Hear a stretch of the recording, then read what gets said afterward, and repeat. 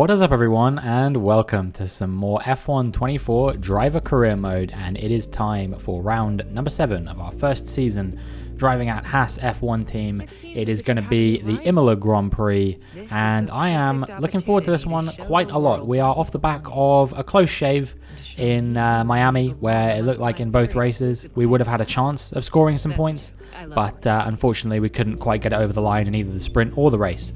We do have a new rival here. It is Lance Stroll is going to be our driver rating rival. He's currently 79 rated, we're 78 rated. I'm thinking that we can take this guy. You know, I am one of the few Lance Stroll defenders in this world. I don't think he's anywhere near as bad as people make him out to be. Do I think he's like the GOAT? Obviously not, but like I definitely do think that he's a pretty decent driver. So yeah, I'm not assuming that this is going to be just something that we can completely, walk this challenge. But, you know, we've been on a pretty good run of form. Lance Stroll is probably the driver that we've been consistently outperforming, who is in those sort of top 5 teams. So I'm feeling like it's going to be quite easily possible. And now we're just setting our specialist goals here.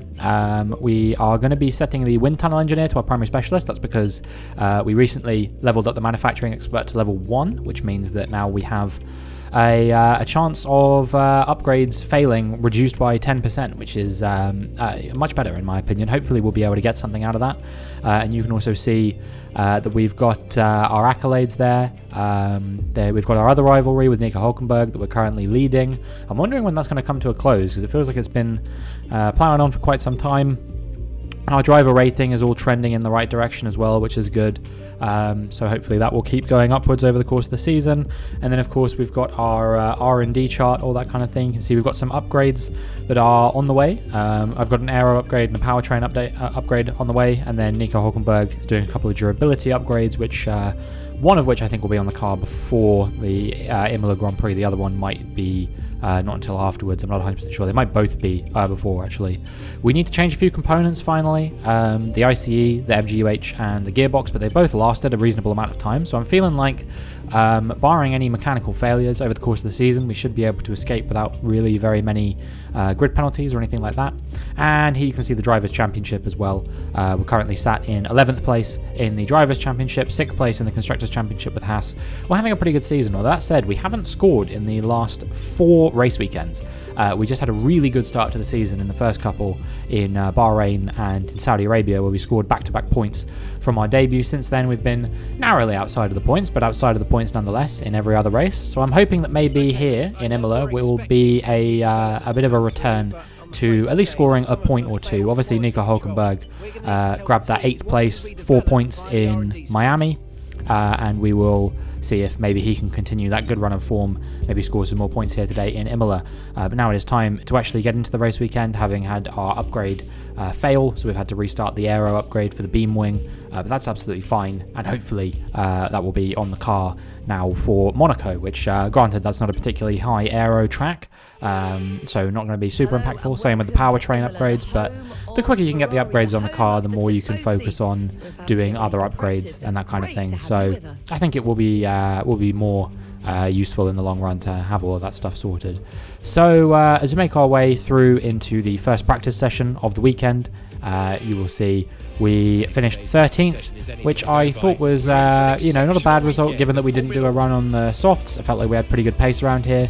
Looking at this kind of thing, we were outperformed mostly by drivers who you would expect me to be outperformed by. Maybe Sonoda, the only outlier in that I felt like we probably could have maybe beaten him here. But I was struggling a tiny bit for grip on the setup. I'm hoping that at least in qualifying that shouldn't be such an issue, but I am maybe a little bit concerned about what the race will have in store for us if I'm struggling for grip on the setup that we're running. We'll see. I know I said last time about Miami, we were running a setup that was maybe a little bit more focused on cornering and downforce than top speed. This time I've opted for a setup which is more focused on top speed, which I'm hoping will stop the cars around me from kind of breaking away in those moments where I have the DRS and I can't even get close to them. I'm hoping this will be a little bit better for us potentially. We do a 1:15.2 on our first flying lap on a fresh set of soft compound tyres, and that was actually good enough to have us still P5 at the end of the session.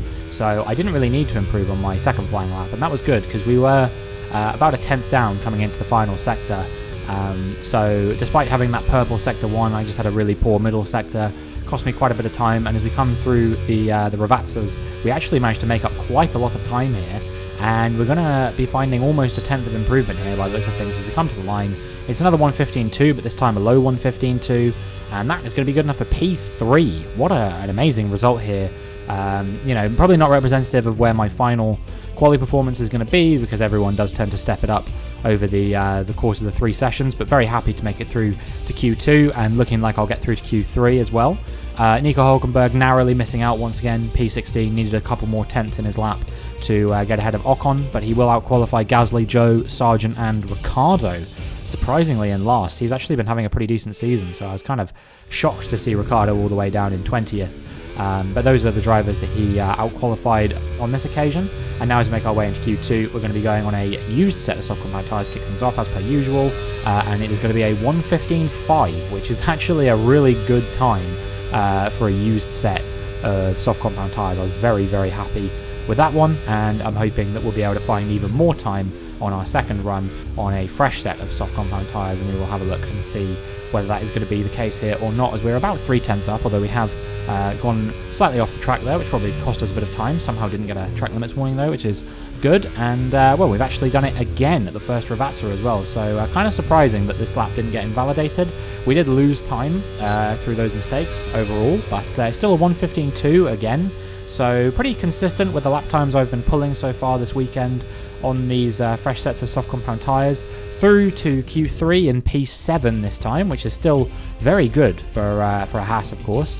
And yeah, it will be Tsunoda, Stroll, Ocon, Albon and Bottas being knocked out in this session. So Stroll, once again, the driver from the top 5 teams who will be knocked out in qualifying session, and well, we're starting to get the better of him in the rivalry here potentially as well. We'll see if we can outperform him in the race as well. That will probably be different gravy. So another run on the used set of soft compound tyres. Is the same set of tyres we used for that flying lap at the end of Q2. This time it was a 1:16.1, much worse lap on a used set of soft compound tyres. Didn't really get it hooked up at all, but massive potential for us to improve on our second flying lap on a fresh set of soft compound tyres this time.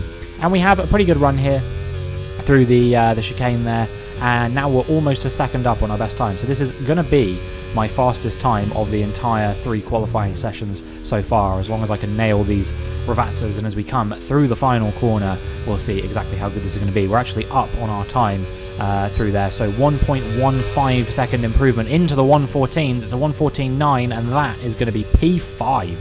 What a result. I'm very happy with that. That's probably one of my best qualifyings this season, I would say. Really strong performance, especially for a track that I don't feel that is necessarily one of my best. Carlos Sainz grabbed pole there with a 1:14.7, and then it was Verstappen from Leclerc from Norris, and then myself in P5, with Russell, Hamilton, Alonso, Perez and Piastri making up the rest of the times, but only 3 tenths separating the top 10 there, so very, very close overall, and hopefully we'll be able to have a good time of things as we prepare ourselves to get into the Imola Grand Prix. This place has gone by many titles: the Italian Grand Prix, the San Marino Grand Prix, and now it's the Emilia-Romagna Grand Prix. Welcome to Grand Prix Sunday. 3.1 miles of track at Imola, featuring 19 turns, 9 to the right and 10 to the left. Remember that Imola differs from most other Formula 1 tracks as it's driven anti-clockwise. Let's hope nobody forgets that today. The exit from turn 18 will probably be the setup for many of today's overtakes, leading as it does into the longest straight on the circuit, and it's only DRS zone. It's time to see how our drivers are stacking up after yesterday's exciting qualifying session. It's Carlos Sainz in pole position, edging out Max Verstappen, who will start from P2.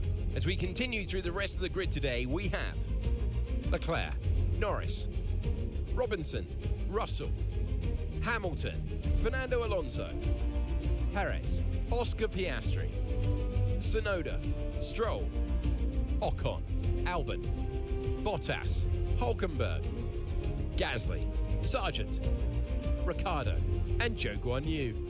Now, it's almost time for lights out, so let's go down to the track.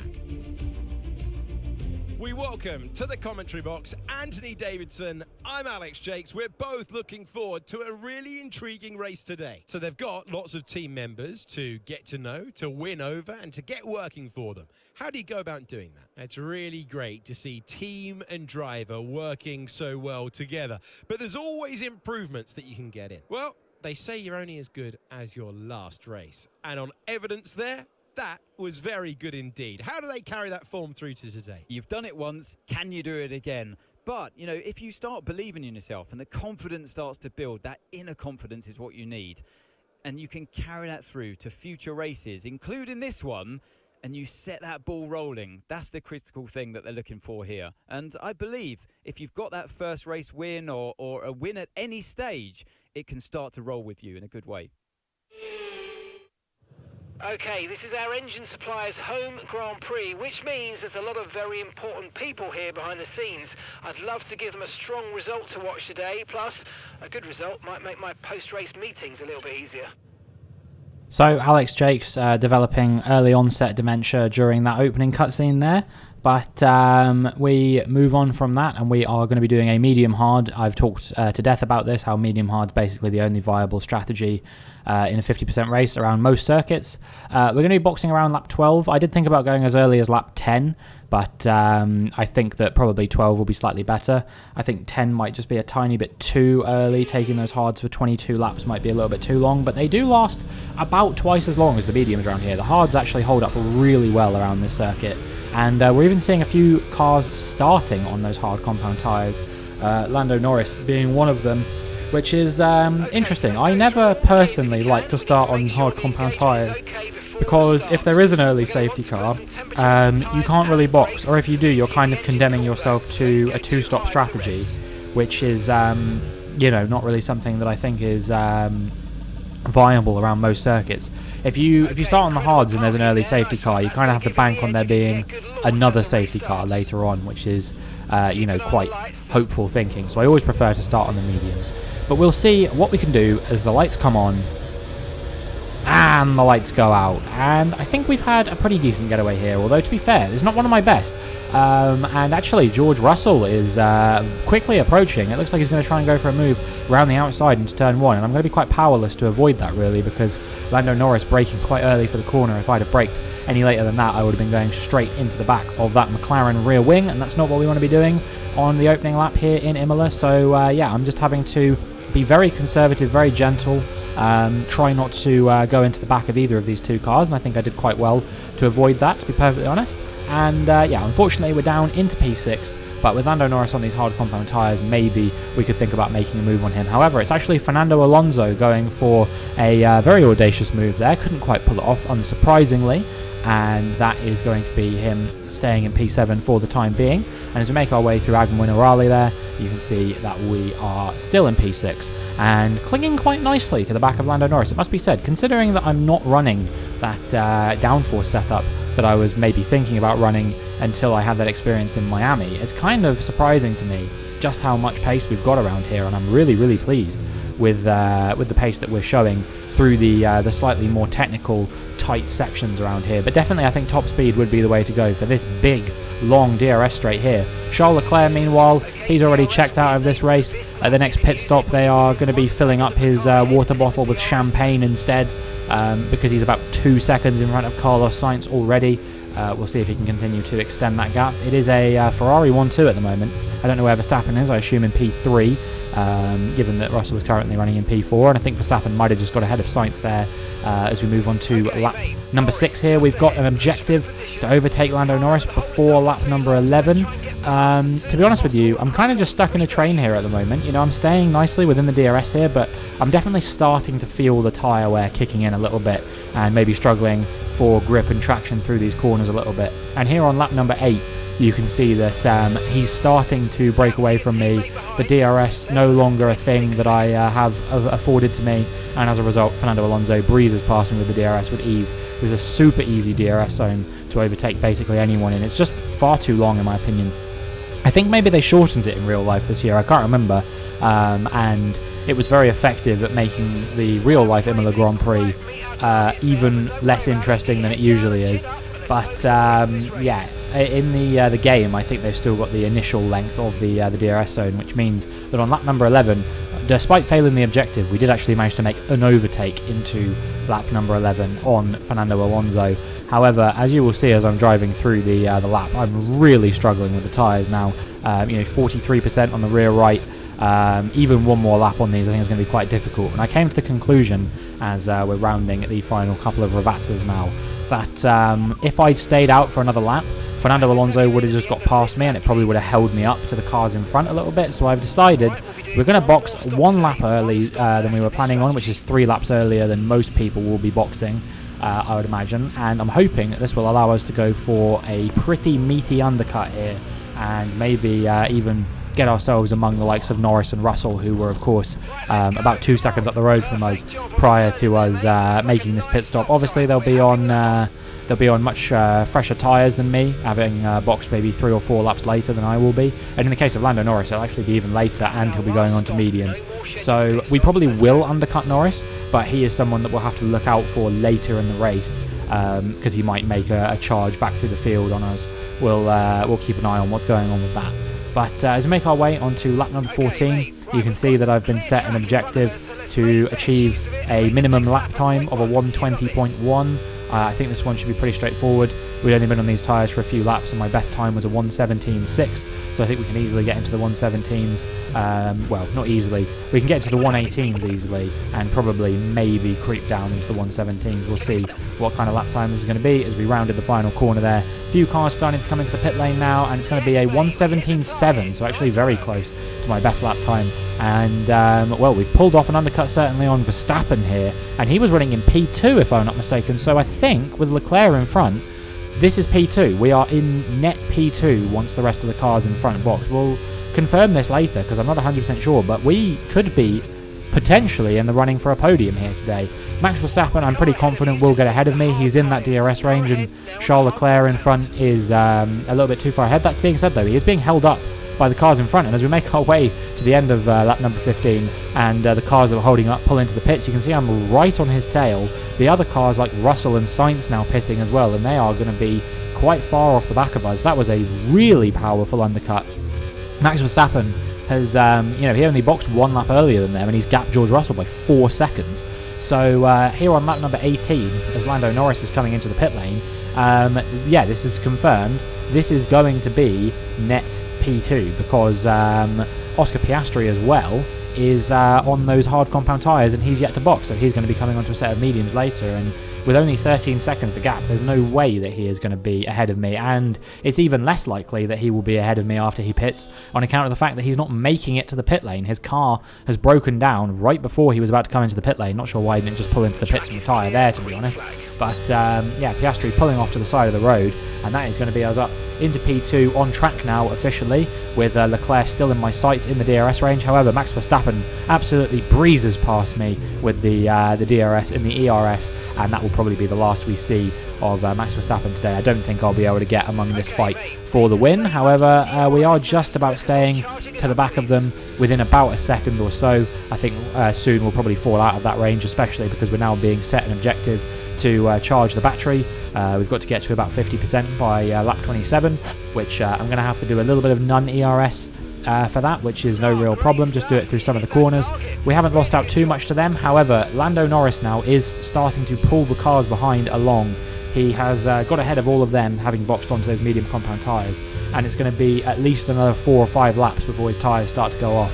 And here, as we make our way onto lap number 29, Lando Norris is now within that DRS range, so you can see that he's closed us down thick and fast over the course of the laps. He's been gaining on me by about 7 tenths a lap, and we're not too far away now from potentially coming under a bit of pressure from our fellow British driver in the McLaren. So yeah, I think that we will be seeing him potentially making a bit of a go at us here. And actually, as we make our way towards the chicane here, you can see he is going to go for a move around the outside, which switches to the inside for the exit of the chicane, and he just kind of ran out of room to go for that move without pushing me off track.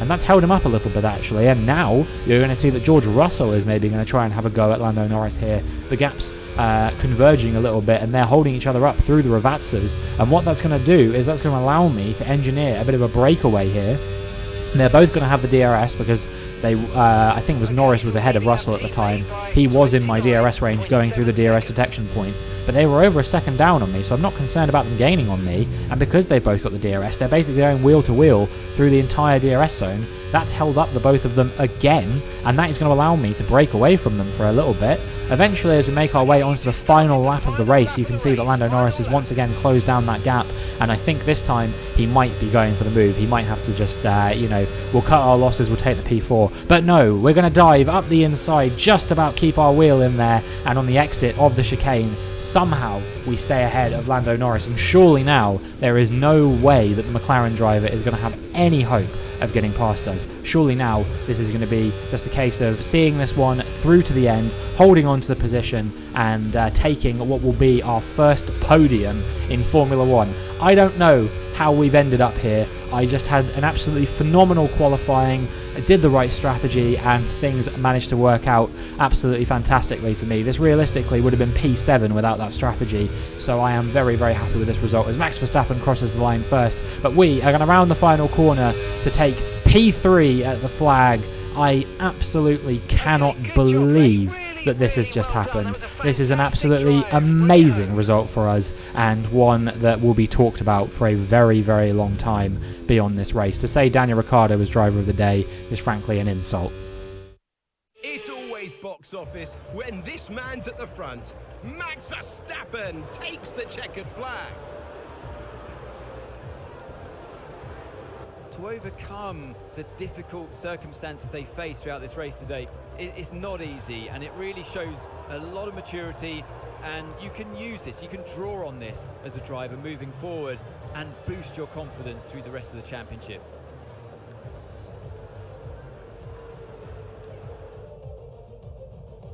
The drivers are en route to the podium as we speak. What a fantastic win for the Red Bull team.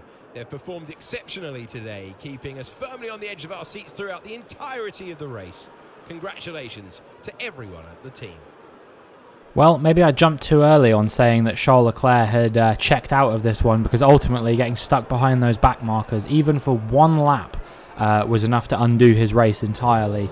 It kept myself and Max Verstappen with him, and ultimately was what allowed Max Verstappen to set himself up to go for the move for the win here today on Ferrari's home turf as well. So it'll be disappointing for Charles Leclerc that he couldn't win this one, but by far I think the happiest person on the podium today will be me. Well, that certainly was an exciting weekend of Formula 1. Be sure to join us for more exciting Formula 1 action very soon. I mean, that is crazy when you look at it like this. Not only did we come P3, right, with Nico Hülkenberg just outside of the points, very disappointing that he couldn't quite get ahead of Yuki Tsunoda there to grab himself a point here today. But when you look at this, you might have seen that my fastest lap was only 1/10 slower than Leclerc's. What is that? I somehow have oodles of pace in this Haas. We've moved up to 10th in the driver's standings now. We've jumped Lance Stroll, despite the fact he actually scored points today. And we're really solidifying ourselves in P6 in the Constructors' Championship now. It was pretty tight with Alpine before that, but now, we're starting to run away with this one a little bit. We've almost got double their points off the back of that. So, that is an absolutely brilliant result for the Drivers' Championship, the Constructors' Championship. And I'm just in disbelief, honestly, that this has happened. I expected it would take a lot longer to make this happen than it did end up happening. Just to provide you with a little bit of clarification, this is not like I've turned the difficulty down massively to make myself feel better or anything like that. This is on 104 AI difficulty. We were on 104 AI in Miami, and I got a much more reasonable result there of P12. So to come to Imola and suddenly be on P3 pace here is kind of ridiculous, because I don't even view Imola as one of my best circuits in the game, honestly. Maybe on this year's game, maybe it just is. But, historically, going through the last few games where Imola has been a feature, this has not been a track that I've got on particularly well with. So, for me, this is kind of an unbelievable result, really, and not the track I expected to get this at whatsoever. I was thinking to myself, we'll probably be able to get points at Monaco, maybe. That's usually a given in these games, just because, you qualify well, and then you just defend like your life depends on it. and that's fairly, easy to do. But a track like this, it's quite hard actually, but the strategy just set us up so nicely. I mean, the qualifying performance as well initially obviously set us up very nicely to be in a good position to start with. We had the pace to stay with the cars in front, which is probably down to the setup I was running, I would imagine. And then we absolutely nailed the strategy here today. The hard compound tyres still felt pretty good even towards the end of the race. I felt like once I'd held off Lando Norris initially, he'd already been on those mediums for about 10 laps or so, which is when I observed on the first stint that medium tyres for the cars behind were starting to go off a little bit. And I mean, look, even if we had been overtaken by all of the cars that were chasing us down there, this still would have been P6 for us here today, which is, that would have tied our best result of the season that happened in Bahrain in much more, I don't want to say fluky circumstances necessarily, but I think that's kind of the craziest thing about this P3, is that it has come in like deserved fashion, if that makes sense. It's not like I lucked my way into this. Even if Piastri hadn't had that DNF, I would have still been P3. There were no safety cars, there were no red flags, there was no like crazy thing that happened in this race that elevated me to P3. It's not like in that Miami sprint where like a bunch of cars all got queued up and I came through to take P4 on the restart, and in the end I didn't even score points in that race. I still fell back through the field. So for me here today to achieve that kind of result on merit is good. Also a little bit concerning for the fact that what happens when we actually have a good car. Will I even be able to turn the difficulty up high enough to reflect how good we should be? We finished 11 positions ahead of where we were expected to, so I will be bumping the difficulty to 105 for Monaco. Pray for me. This is by far the highest I've ever had my difficulty settings on a Formula 1 game, so I'm curious to see how that one's going to go, but I am also looking forward to it and hoping that if we can have a good qualifying performance there, then we should be able to secure ourselves yet more points in the championship, which is quite exciting. We're doing very well in our rivalries. We've now kind of tilted the recognition scales in our favour over Nico Hulkenberg, maybe moving into being the number one driver at the team. Things still pretty equal at the moment, but certainly starting to get there. And we've also gained some good points in our specialists as well to allow ourselves to hopefully get some more upgrades with those. But that is going to be it for this video. So if you enjoyed, please make sure that you like and subscribe, and hopefully I will see you in the next one.